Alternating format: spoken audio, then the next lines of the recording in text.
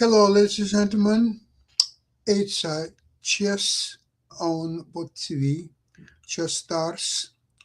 My name is Sasha Star, and today's our guests are two professors. One is Ken Regan. Welcome to the show, Ken. Thank you for having me on again. And Dan Fleetwood. Welcome to the show, Dan. Hi, Sasha. Hi, Ken. Happy to be here. My Yeah, turn begins Monday. Same to you? yes. And Wednesday. Okay, I got it. Yep. so we are going to talk, I would assume, about the Grand Chess Tour latest tournament, which was won by Wesley So in a very exciting playoff with Prague. Mm, Now, before we start, my own feeling about this tournament, of course, it's a great brainchild of Gary Kasparov and Rex Zingfield, and they're doing enormous job to have this format, and it's going on now for many, many years. And my only reservation is that uh,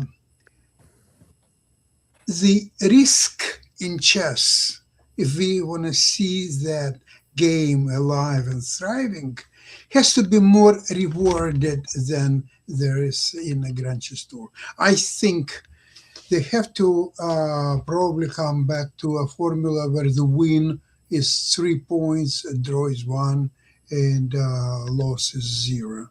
And this way, the win would be rewarded. Why I think so? It would be great because to win on that level game and many other levels, but on this specifically, one has to take risk. And if it's not rewarded, you might as well play in the style of Wesley So. Just learn openings. Here is a black, here is a white. Try to win. You take risk. I'm not going to take any risk. I'm going to wait for you. Yeah. Sacrifice something, bring out attack here and there. So I'll collect instead of half point. I will collect 1 point and win tournament anyway. So if it's not win, it's going to be a second or third prize anyway. And then off you go to a next tournament where you will make all kinds of draws, collect another second or third prize or so on. Is that kind of chess you enjoy? Is that what you would like to see?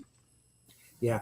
I will say that I think one issue here is external, not within the tournament, but the fact that there were four places for the Grand Chess Tour finals, and the higher rated players had which had the who had the inside track for those places, had motivation to conserve their standing.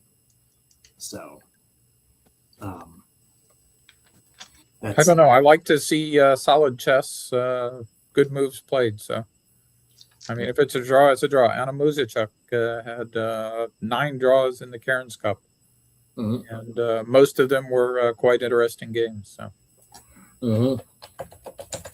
Well, I Yeah. think it's So I will show you I think.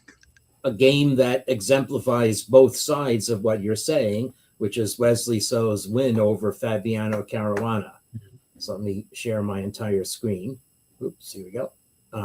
So it'll take a little while. Tell me when you see the board. Okay. So, okay, good. So Fabiano throws the kitchen sink at Wesley So, but gives himself an isolated pawn in the process and eventually falls. So Nimzo Indian and the A3. I guess Dan, you can confirm this. The A3 move is gaining traction.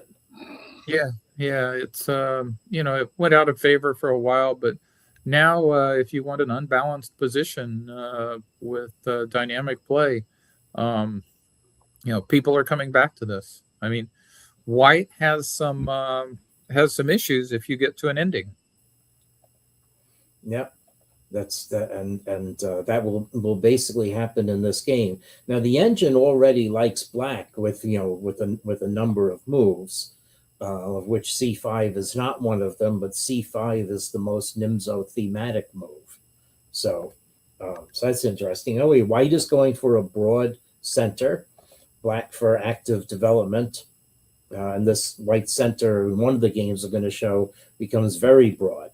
Anyways, black's position is completely sound, and black has a lead in development. And the engine likes what's going on, except the engine thinks that white should play totally crazy with g4. But nonetheless, now white goes for solid build-up in the center in this line, and eventually hopes to press the kingside attack. So, okay, well, the engine is saying there are serious questions that need to be asked about white's strategy, but all white are not in this variation. So maybe Wesley is just very sensible and knows that the computer likes black's game. The computer wanted black to play knight a5, but this is also good. Okay, so now white has this beautiful, perfect center, everything guarded for the moment. But let's see now how black undermines. Well, there's this. Okay, so this pawn really cannot be defended. So now the question becomes, can white drum up enough of an attack with the two bishops and pawns on the king side to outweigh black's winning a pawn on the queen side? So f5, here goes. Okay, black plays h6, which looks weakening, but it's important to prevent white from ganging up on the f6 square with bishop g5. So it's a move that's fairly easy to underestimate. So if black plays bishop takes c4, then bishop g5, and white already has enough compensation. In fact, the program says that to avoid a serious disadvantage, black has to react violently with h6 and g5 right away. So, there's a lot in these positions. Anyway, so black plays h6. Now e5.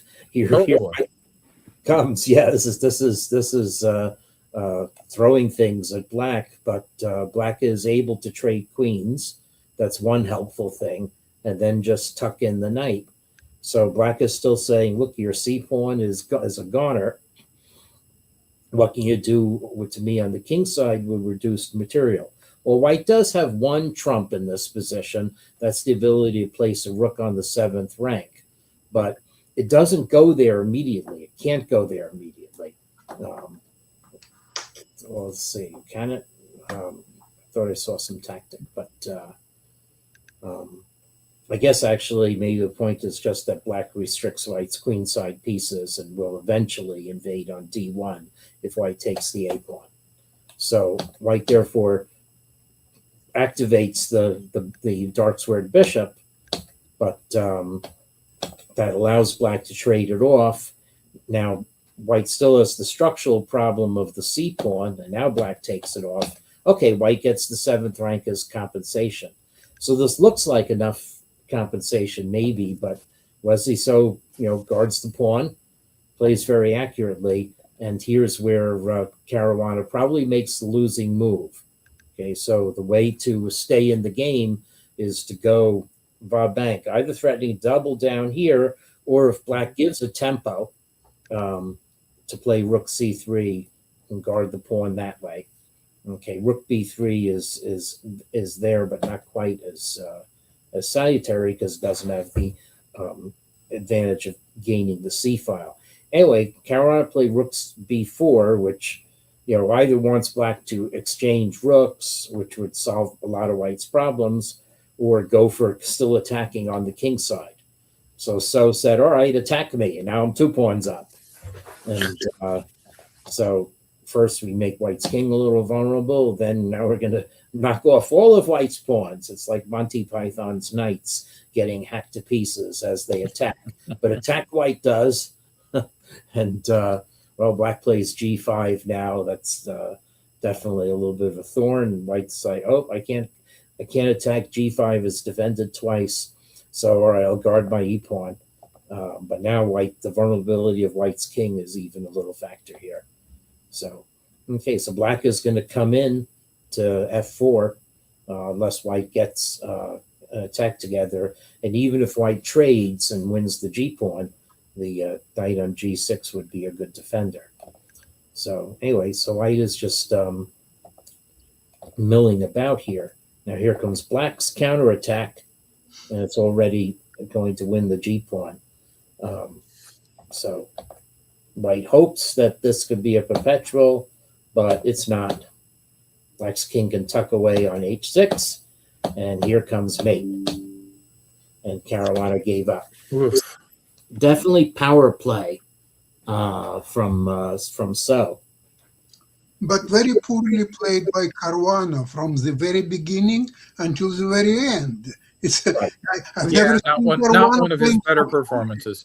Yeah, if I were a 2200 player playing Wesley So, then this would be a proved way to play. Carry the attack, take risks. Maybe he'll make a mistake, but not probably not from Caruana. So, if I get So won this game, and then drew out. He drew his last 6 games, Wow. and then he was tied with Pragnananda in the end. Drew 2 rapid games, and then was dead lost in the Armageddon Oh game. my gosh, yes. Yes. So, yeah, I guess actually I'll show that. So this ended in a draw, but in multiple junctures should have been winning for White. So this is where So's solid repertoire did get tested, and this the announcers on the St. Louis coverage, Peter Spidler, gave this a name, the Vincent Keimer, and then said no, Keimer is too young to have an opening named after him. This is also similar to how I play, but not so similar. I wouldn't play my pawns to both E3 and G3 in this type of position. But it's fine. It's not. It's just a game. And I would usually play D3 and knight D2 in these positions. But what do I know? White's just putting pieces on better squares. Yes, I'm getting a fair play analysis request in the lower right-hand corner from Hungary. Okay, let's see now. Okay, so it's chess. Actually, the engine says White didn't do too badly out of this opening. And of course, White didn't do badly out of this opening because Wesley's going to get in trouble. Okay, so now White decides to confront Black, and the goal here is to leave Black with hanging pawns, which I actually don't like having as Black in these positions. So here we go. Here are hanging pawns.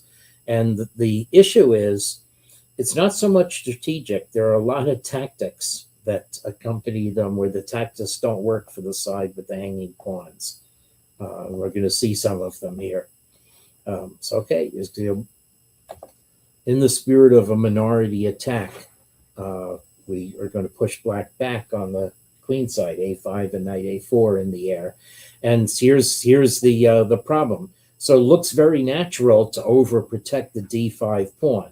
White does have 4 pieces attacking it. Black has 4 pieces defending it. I'm counting the bishop on G2 as attacking it. And one of those things can be driven away. So it seems to make sense. Plus also it allows D4 in some positions, which is what Black wants to achieve.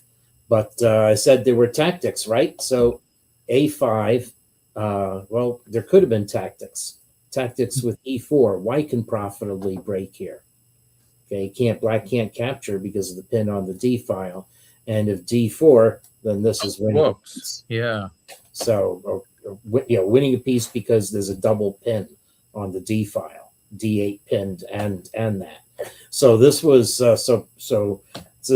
so Prague, however, played this first, and then went to G5. Okay, so this gives Wesley a chance to defend again, but the defensive moves are just weird. H6, and you allow knight E4, which is White's tactical idea. So I can see Black not wanting to allow this. But anyway, knight F8 looks very natural to me. I would probably play that too. Yeah. And then proceed to get rolled up. Yes, it does. And the interesting thing here is that even though White chooses the third best continuation, it's still strong. Black's not really guarding C5 as much as C5 needs guarding. So White can actually already capture on D5 and play E4. So that's already in the cards. But knight E4, consequent plan. This is also good for a solid advantage. And so White captures. White could have just played knight A4 here. there's the pin on the d file, and the c5 pawn is going to hang. But white captured, and so decided, well, okay, you should play queen e5, but queen c7 looks natural. I don't know what you're hoping for here, though, because you're just down a solid pawn. And maybe he was hoping for counterplay on d4. e4, most natural move for white, but actually knight e4, seemingly giving away d5, is a crushing move. This threat of knight f6 check. Oh yeah. Not the first crushing move that Pragg is going to miss in this game. Okay, so now gets a little bit back in the game. Ignore that knight e6 is given a question mark. It's consequent for black. So now Pragg trades and still has the initiative. Black's pawns are still Swiss cheese. So white should be winning again. The c pawn is going to fall, but black gets a little counterplay. Okay, and now this actually is the one juncture, the most difficult miss. They say retreating moves are hard to find. The right way to guard the knight was queen g5, because the queen also guards the rook on c1. Well, b4 is completely natural, but it doesn't fix the problem of the pin on c1. So now So is back in the game. But he's going to be dead lost in about 8 more moves anyway. So it's because this position, I think, is still really harder to play because black's king is less safe, even if the engine could hold it. But you have to play very accurate moves in order to hold this position. Okay, so in fact, the most particular accurate move, the most convincing move to play is queen e7. You don't have to defend the rook because you're attacking white's queen, and that more or less guarantees that you'll be able to trade into a drawn rook ending. Anyway, rook f7 allows queen d4, and the problem with this is after rook e7, white has the very nice rook e5, which is going to preserve the queens on the board. Okay, so now this should again be, this is strong for white. Black has this counter attack on the diagonal, and well, h4 I think actually is white's best move in practice, even if the engine doesn't like it. But you have to keep pushing the h pawn. Okay, now white's winning, and now, it's hard for me to believe that with 45 seconds left, white just didn't throw in h6. My goodness. Yeah. So did say he was close to resigning in this game, and maybe h6 would have prompted resignation. It certainly just. After h6, all he has to do is step his king out of the pin. Yeah, and black can't guard both the 8th rank and the 7th rank. So white stepped the king is still strong. Okay, you can still play h6, but rook c5, queen f6. This lost. That's a pity. Lost to Sente, and so decided to trade the queens, and now So could draw this position in his sleep, even with white's pawn on h6. Okay, and we are down to 2 pawns against 1, and there's really no play in this position. White can't be on the 4th rank and the 5th rank at the same time. So after these moves, black survived the Armageddon and won the Sinquefield Cup. Yeah, Ken, what about choice of colors in Armageddon? That was the go away choose white. Yeah, this was 5-4 with no increment. Absolutely. And I thought I read a study saying 5-4 with no increment favors black a little, but it's close. Oh, so there was not an increment there. I wasn't really paying attention. That's interesting. Yeah. It was, I guess it's not Armageddon if you have an increment. So. Right. Yeah. There's no. Wait. Oh, maybe there is. I'm sorry. It was an increment after turn 60. Oh, okay. Yeah, sorry, I understand. Here. Yeah, so if we look at some of these moves and look at the clock, I don't know if they were allowed. They can't be pre-moving on this. Okay, there's no increment until now. With turn 60, black got a 2-second increment playing g7 instantly, and white got a 2-second increment. So that's what it was. Maybe that evens things out. Well, no, I would think it would increase black's advantage a little bit. So that's the thing with and a 2-second increment is fairly generous, so it's enough to hold these kind of positions. So, Okay, I also want to Interesting. talk about the Cairns Cup.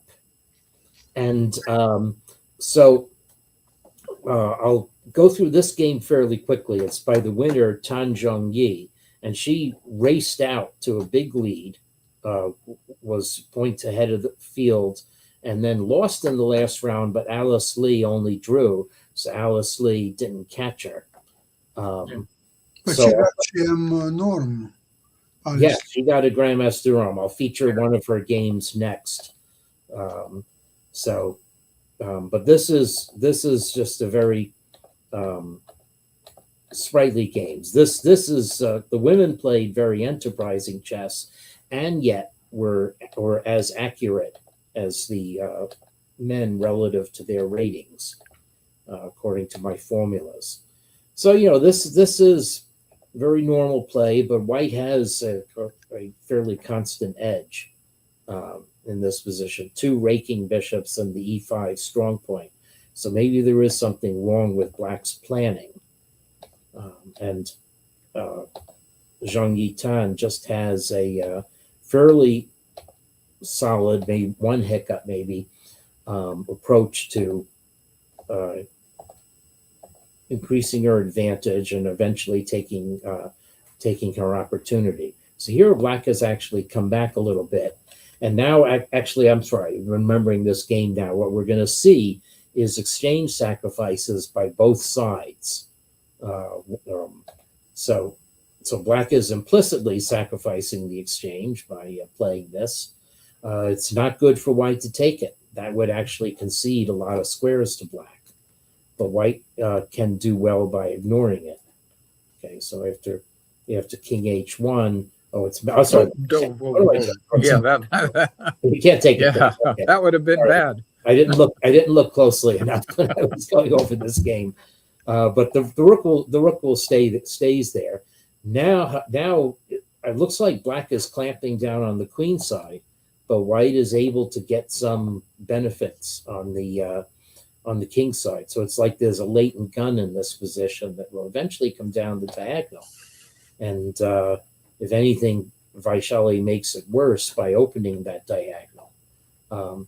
After rook e4, then queen e1, and now maybe the rook on d4 is actually vulnerable.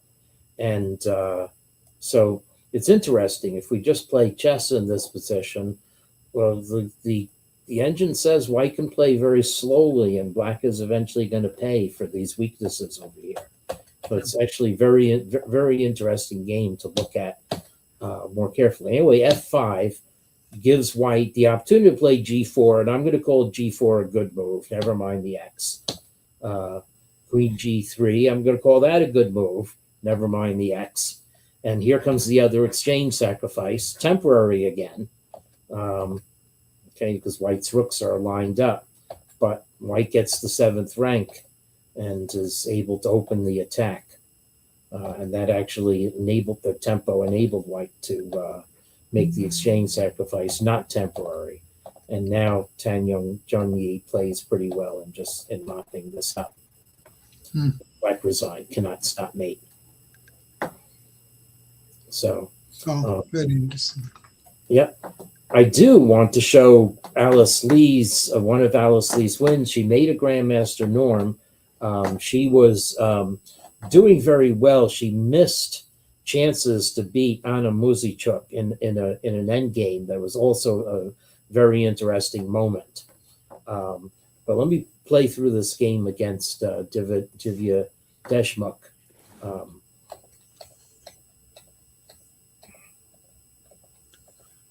Oh wow! Yes, this is old style chess. Yeah, let's play a game that you would lose in correspondence, but gives you chances over the board.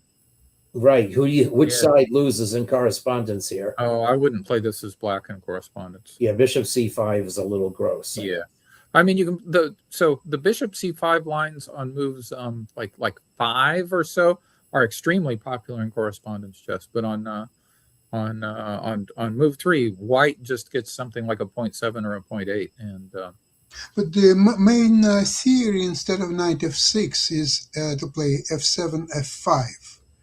That's what Well, yeah, sure. And that's even worse in correspondence, but over the board, it gives wild positions. Yeah. Yeah. So Okay. you have 5 here. Schliemann deferred. Yeah, something like this. Yeah. Okay. Well, knight f6. So black decides just to. But this is Alice Lee playing black. So maybe she Yeah. knew something about her opponent's tendencies. I'm sure she did. Yeah. So bishop e7. Wow, a defensive move. Just playing, giving the pawn back and playing it solidly now. White can, of course, and probably should just win back the pawn. I don't know why you wouldn't do that, but yeah, then anyway. b6. Anyway, a4.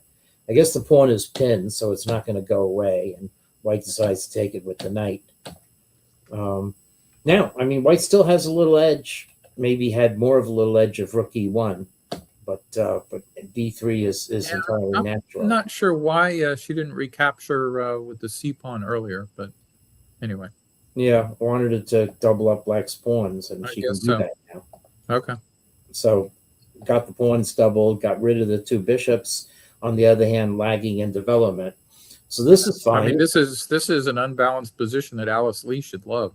Yeah, because she has more open lines, and you're going to see some interesting play. White thinks she's gaining a tempo by attacking black's rook, but is not gaining a tempo. So black now has a good c pawn, 1 pawn for the exchange, but a good c pawn and some good squares. Now this is a mistake, but the move that White has to make to take advantage of the mistake is a move that I think is very hard to see. Yeah, I mean, you could think you would play that in correspondence, but you would, in the old days when we didn't have engines, it would take you a weekend to first see that move. Yeah. And the way that you would see that move is you would go through the other lines and they would all be terrible. And it's like, well, what's left? Yeah. Well, she played. My goodness. Yeah. So good for her. Good for her. Yeah. Maybe going to b4, not afraid of discoveries, but okay.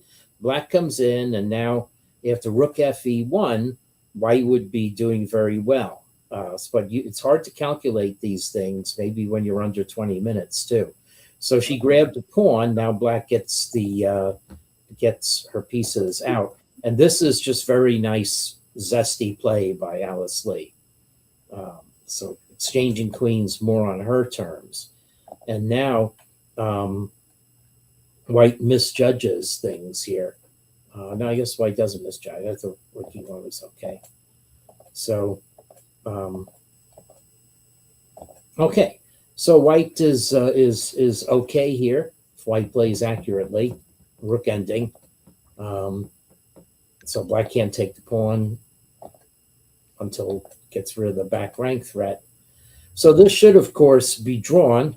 But Divya Deshmukh makes a very instructive error about 5 moves from now. Okay, so it's all right. So this is basic Russian schoolboy curriculum. Maybe it's 10 moves from now that she makes a very basic mistake. Okay, so black wants to evict White's rook. White wants to counterattack on the king side. So let's go here. Take advantage of the black king's absence. But here is the instructive mistake. Okay, so which is more important, to keep the pawn from going to a5 or to keep black's king back at the moment? I got to say, keep the king back. Yeah, keep the king back. Okay, well, she played rook a1.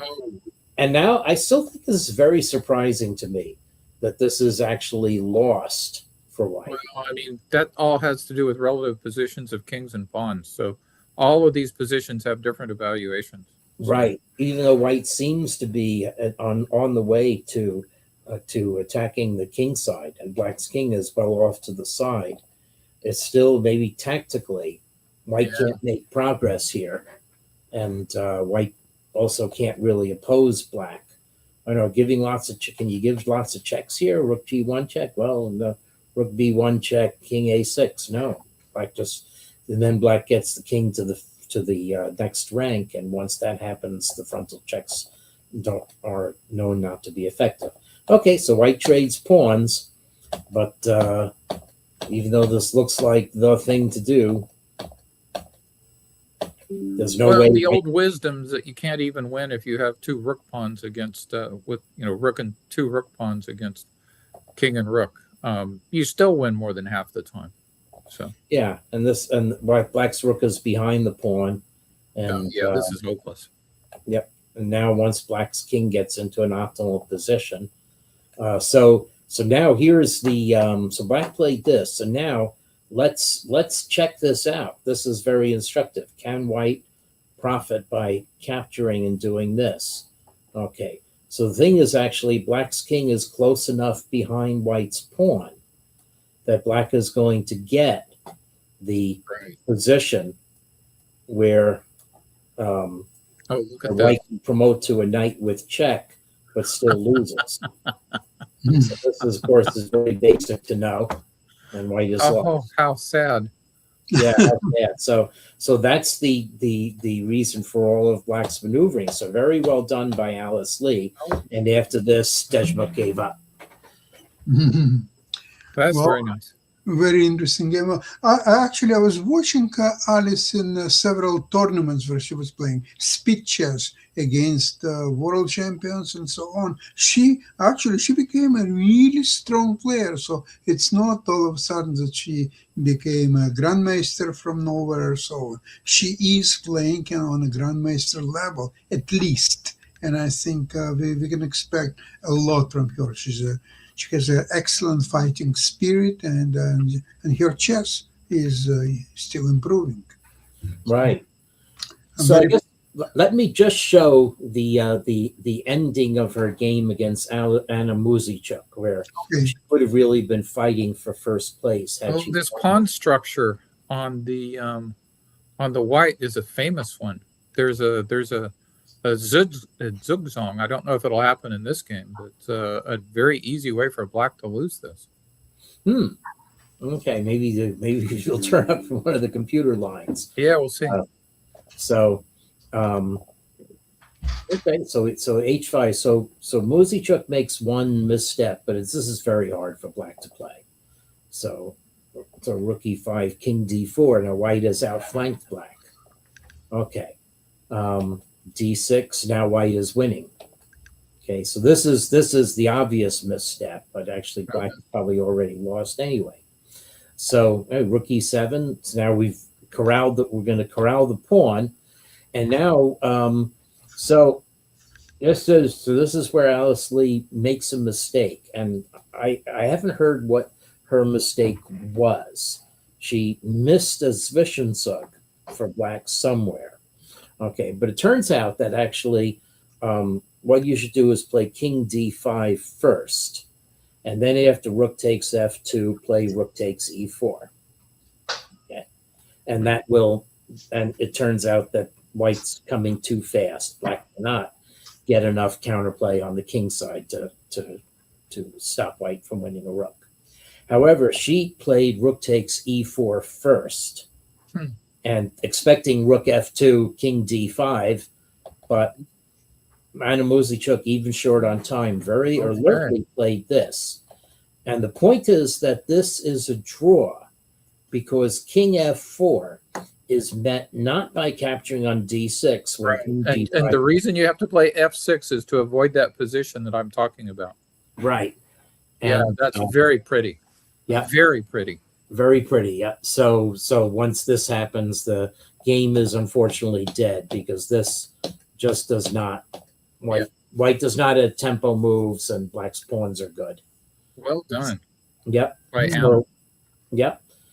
I was going to say some words about the British Championship. I won't go through the games, but history was made because the two winners of the British Championships were Shreyas Royal, age 17, and the women's side, Bodhana Shivanandan, age 11. Oh, I've been following her for quite some time in tournaments. And she lost to Shreyas Royal in a game that's interesting of itself.